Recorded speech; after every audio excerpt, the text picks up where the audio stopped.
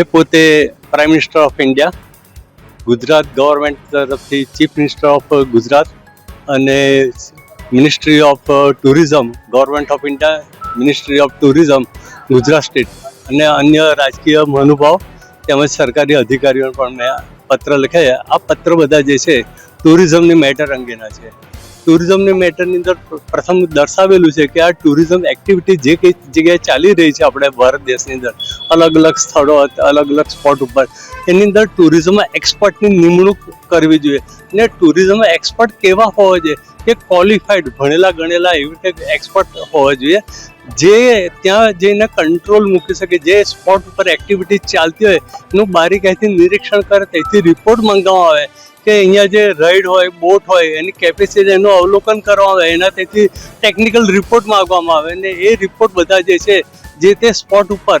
Tourism સોશિयल audit એનું અંગેનું થાય અને એ रिपोर्ट ત્યાં पब्लिश થવા જોઈએ. हमसे जुड़े रहने के लिए हमारे YouTube चैनल को सब्सक्राइब करें और नई वीडियो की नोटिफिकेशन के लिए बेल आइकॉन को दबाएं.